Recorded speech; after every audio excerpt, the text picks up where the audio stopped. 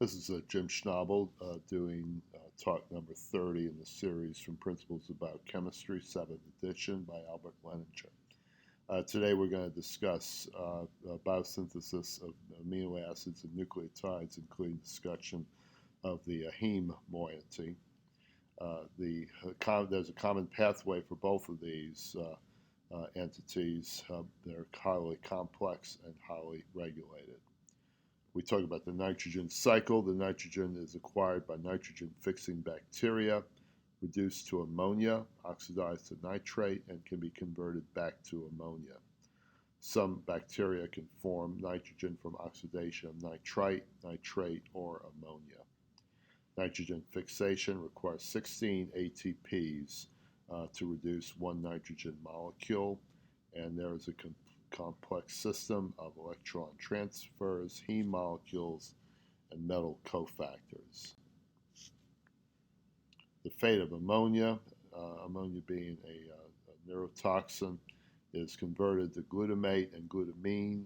This is a central process in bacteria. Glutamine synthetase is a prime regulatory point subjected to product feedback inhibition by multiple amino acids.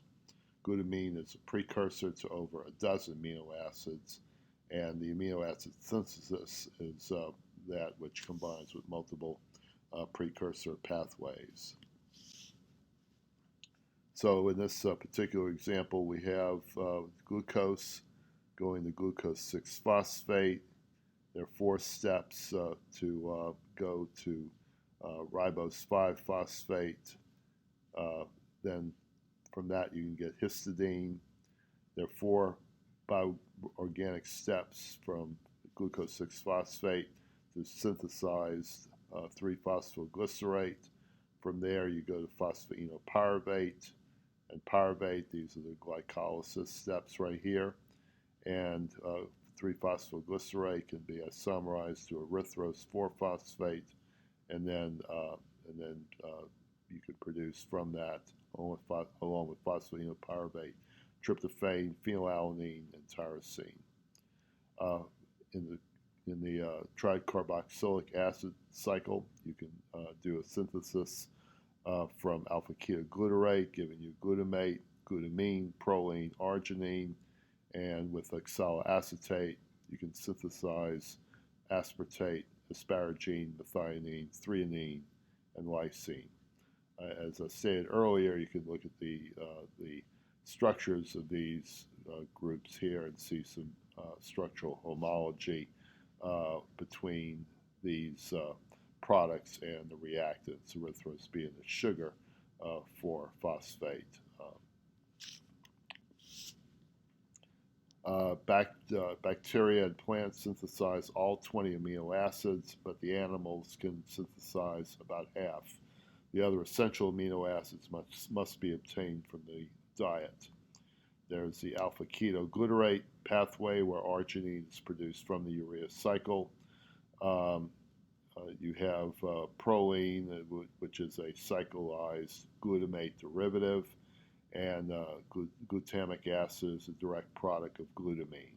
The only difference is a carboxyl group versus an amine group on the end. 3-phosphoglycerate pathway is converted to serine. The methyl group of serine is transferred to produce glycine. Oxaloacetate and pyruvate pathway, transaminases produce aspartate and alanine from oxaloacetate and pyruvate, respectively. And there's an aspartate precursor for valine and isoleucine. Phosphoenolpyruvate and erythrose 4-phosphate pathways are the precursors for phenylalanine, tyrosine, and tryptophan. An aliphatic precursor ring intermediate form, and the double bonds are added subsequently. So in this particular example, you have ribose 5-phosphate as a precursor for histidine, 3-phosphoglycerate as a precursor for serine, glycine, cysteine. Oxaloacetate is a precursor for aspartate, and from that you get asparagine, methionine, lysine, threonine, and from threonine you go to isoleucine, And from pyruvate, you can go to these 4 amino acids, phosphatidylpyruvate, and erythrose 4-phosphate gives you tryptophan, tyrosine, phenylalanine, and the hydroxylation phenylalanine gives you tyrosine.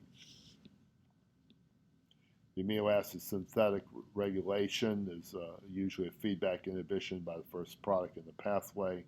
Some enzymes have multiple points of regulation in the same pathway. The series of enzymes in sequential steps are regulated at once. Among molecules derived from amino acids are the porphyrins, and heme and cytochrome are derived from delta aminolevuliniate, with 2 of which form porphobilinogen. And this is the base structure to give the heme molecule. And this schematic shows the progression. So you have 8 molecules of delta aminolevuliniate right here. There's elimination of water and fusion with another one of these molecules. So from 8 of these, you get this formulation right here with elimination of the water and retention of the amine group here. So this is the structure. This is porphobilinogen. And from porphobilinogen, you eliminate 4 ammonium ions here, and you get this structure, which is pre-uroporphyrinogen. And this propionyl group here, 3 carbons, and this is an acetyl group, which is 2 carbons. These are carboxylic acids, so they will end with CO2 moiety, and you can see that they are scattered here with the retention of these amine groups, and you can see that this you're starting to get the formation of this little sink, and this will be important later on. So elimination of water helps close the ring, and this is a uroporphyrinogen 3.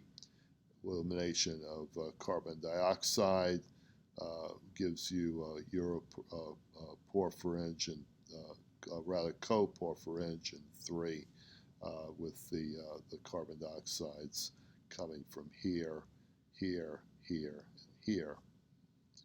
Then protoporphyrinogen is right here. This occurs with elimination of 2 CO2s which occurs with these propionyl groups. You lose the carbon dioxide. You get a vinyl moieties at both of these.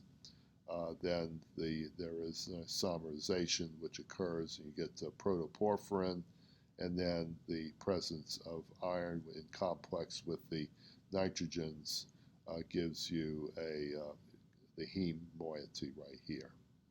And this is the moiety that will be used in oxygen transport, with histidine and oxygen being part of this process.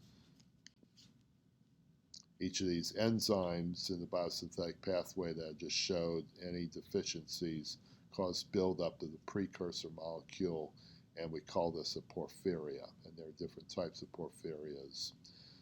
Heme degradation, the heme group is transferred to bilirubin via biliverdin intermediate. Bilirubin is bound to albumin in the blood, secreted into the small intestine, and acts as a potent antioxidant. The amino acids that are involved in this are creatine. There's phosphate. This is a phosphate transfer molecule in muscle. Is formed from glycine, arginine, and methionine methyl donor. Glutathione maintains a sulfhydryl group in iron, heme in reduced state, and this is formed from glutamic acid, cysteine, and glycine. They're protein neurotransmitters. Their tyrosine is a precursor to dopamine, norepinephrine, and epinephrine. Glutamate is converted to gamma-aminobutyrate. Tryptophan is converted to serotonin, and histidine decarboxylated to histamine. Arginine is converted to nitric acid. This affects blood pressure and neurotransmission. Nucleic acid synthesis and degradation.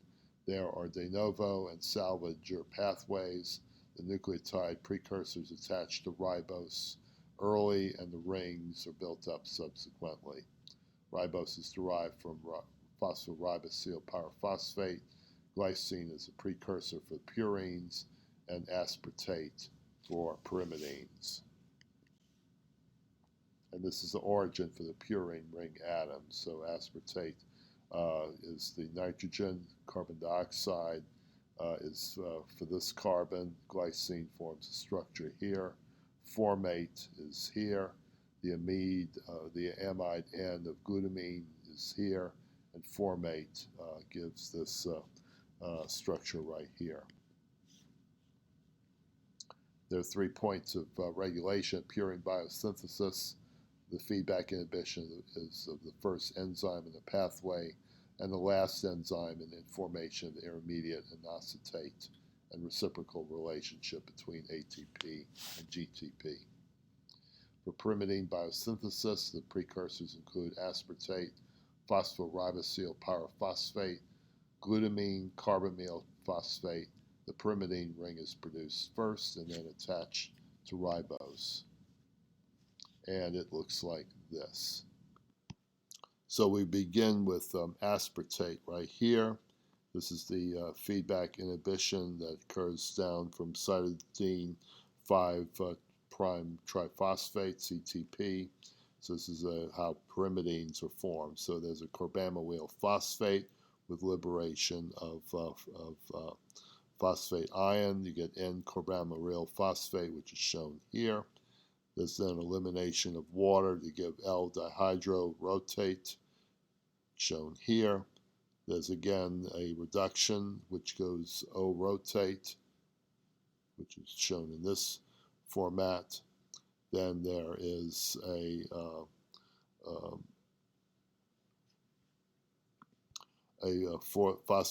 rotate phosphoribosyl transferase, which acts here. You get pyrophosphate removed. You get oratiolidate, which is this structure. There's loss of carbon dioxide to give uridylate, which is UMP. Then you can phosphorylate this to get UTP. And then using glutamine to glutamic acid, you can get an amino group present here at this point, and you convert uridine to cytidine. This is an energy requiring step. Pyrimidine synthesis regulation is a feedback inhibition of the first reaction. The nucleoside triphosphates are used in nucleic acid synthesis or derived from nucleoside monophosphates, phosphorylated by adenylate kinases, and monophosphate and diphosphate kinases. To convert ribonucleotides to deoxyribonucleotides, to go from RNA structure to DNA structure, you reduce the C2 of D-ribose to form deoxyribose. This is catalyzed by ribonucleotide reductase. The reducing cofactor is NADPH. This is a 4-step electron transfer process, providing reducing equivalents to oxidized D-ribose.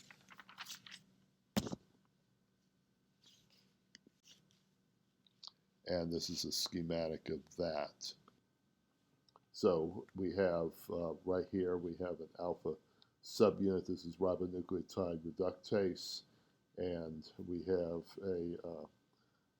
an active site radical right here, which attacks the 3' carbon at this point. And then you get this radical. This is a free electron at this point, and then there's a self-hydryl group which kicks in right at this right here, the number 2 carbon. You get protonation of the number 2 carbon, which is right here. You have again the moiety with a free radical that picked off the original proton, which is here. and you get elimination of water through a radical stabilized carbocation right here. So when you do that, this is the path of it. This is, you have a free radical here, radical there, or positive ion here, and going over here, this proton is picked up again. You get protonation of the number of the carbon right here. This is the number 3 carbon, and you get a reduction of this molecule here. So the deoxy form is here. This is the DNA form that you end up getting, and you start with the regular ribose. So this so there's an enzyme dithiol, and you get elimination of the deoxy NDP and the new NDP, the regular ribose version comes in and supplants this, and we repeat the process. So there's a free radical that picks off this proton here. You get radicalization using a sulfhydryl atom here, and then this is resupplied, and there's a proton that's picked up from the sulfhydryl group. So it takes away, in the end it removes and reduces this process, and you get the methylene group at this point. There's regulatory inhibition by deoxynucleotide product and competition among nucleotides for non-deoxynucleotides. So increased DADP and GDP stimulates GDP and ADP, etc. Thymidylate synthesis, the precursors of cytidine and uracil. The methyl group is derived from N5N10 tetrahydrofolate, which is a carbon donor. So to get to the DNA pyrimidine, thymidylate, or thymine, you would have to take cytidine or uracil and add tetrahydrofolate and transfer the carbon. So when we look at the presence of the methylation of using thymidylate synthase, we can start, for example, with DUMP, and by using this along with the tetrahydrofolate, we can get this carbon moiety to cleave right here. So you go from UMP to TMP using this enzyme. This is the donating structure, and tetrahydrofolate is represented here, and you can regenerate using reduction of tetrahydrofolate and the addition of glycine. The addition of serine to this transforms to glycine, and you get reconstitution of the carbon donating moiety right here. So this is, in a sense, this represents a cycle, and you can generate methylated groupings from that for DNA production. Nucleotide catabolism, purines are catabolized to uric acid, seen in primates, birds, reptiles, and insects. Allantoin is found in most mammals as an excretion product. Allantoate in bony fishes, urea in amphibians and cartilaginous fishes, ammonia in marine invertebrates, and the pyrimidines are catabolized to methylmalonyl semialdehyde. The salvage pathway recycles nucleic acids. This is a bioenergetic conservation issue because it takes much energy to produce nucleic acids. Many chemotherapeutic agents target nucleic acid synthesis, including methotrexate and 4-uracil. Antibiotics additionally can target nucleic acid synthesis, such as trimethoprim. Hormonal regulation. Hormones are molecules which are produced and they can act at a distance at a separate site. The neuroendocrine system is one such which coordinates mammalian metabolism. So we have neuronal signaling with the nerve impulse, neurotransmitters, and the neurotransmitters act as nerve impulses to other nerves, and as well as helping contract muscles and involve the process of secretion. That's neuronal signaling. For endocrine signaling, you can have an endocrine organ such as the pancreas, which can insert or release hormonal entities into the bloodstream, and they can affect metabolic change, again, through egress and movement to help contract muscles or involve in secretion or involve themselves with target cells.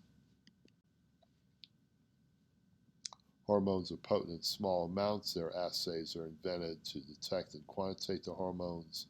Radioimmunoassay enzyme-linked immunoabsorbent assay, ELISA, is such an example where you have a surface coated with a sample antigen. They're unoccupied sites. They're present on this matrix. You incubate with the primary antigen against a specific antigen. You incubate with a second antibody with an antibody enzyme complex which binds the primary antibody. You add substrate to this, and the formation of colored product indicates the presence of the specific antigen. So so this is one way of determining with the chemiluminescence, for example, or doing electrophoresis of gel. You can get further purification or identification of substances at a given molecular weight or distance, because the electrophoric gel is governed by size, shape, and charge of the specific entity, and you can also utilize differing concentrations to get available signal from this assay.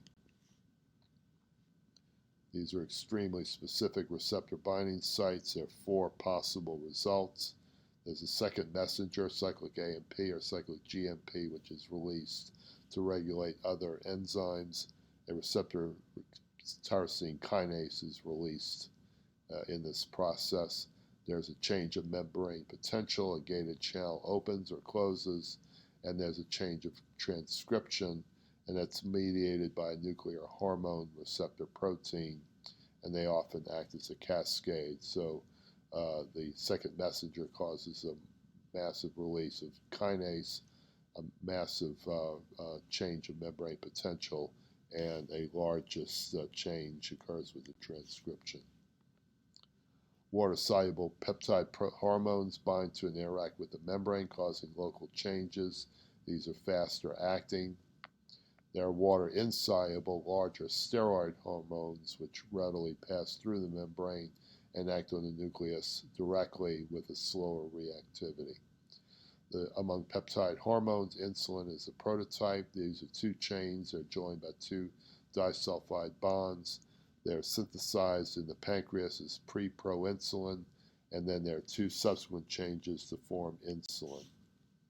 So you have pre-proinsulin here with a variety of cysteine linkage, sulfhydryl moieties here. There's a signal sequence which is removed, and you get binding of these to cysteine moieties involving cysteine molecules in proximity, release of C-peptide, and then you have mature insulin, which is produced with the beta chain and the alpha chain, and a carboxyl group at this end with retention of the disulfide linkages. Steroid hormones are insoluble in water. They're carrier molecules. They're utilized. They're synthesized at various sites and act on nuclear receptors. Vitamin D 7-dehydrocholesterol converted to cholecalciferol by UV light, and then hydroxyl groups are attached, 25-hydroxy, and then 1,25-dihydroxycalcitrol. This is the active form. Among retinoid hormones, you get beta-carotene converted to vitamin A1, retinol, and then retinoic acid. Thyroid hormones or other peptide hormones, thyroglobulin is a precursor. You get iodination of tyrosine residues to get thyroglobulin, and then proteolysis to get thyroxine, which is T4, and triiodothyronine, which is T3. These are the active components that are secreted by the thyroid gland, and thyroglobulin is produced by the anterior component of the pituitary gland, with thyroglobulin being released by the hypothalamus. Nitric acid is involved in contractile function of muscle, and there's a hierarchy of hormonal signals. So the hypothalamus integrates the messages of status from the central nervous system. Releasing factors act on the pituitary gland. The posterior is for oxytocin and vasopressin. The anterior produces tropins, and these act on distal target organs. So among these are corticotropins, the adrenal gland, thyrotropin for the thyroid gland, follicle stimulating hormone, and luteinizing hormone act on the ovary for the follicle, and luteinizing hormone on the testis. And these hormones are released, and they facilitate feedback mechanism on the hypothalamus. This is a tightly regulated process, and I've referenced these tropins. Prolactin is another one which acts on lactation. Oxytocin acts on smooth muscle contraction in the uterus and the mammary gland. There are opposing functions. The adiokines, or leptin, which inhibits feeding behavior. Ghrelin and adiponectin stimulate feeding. And we'll stop at this point. Thank you.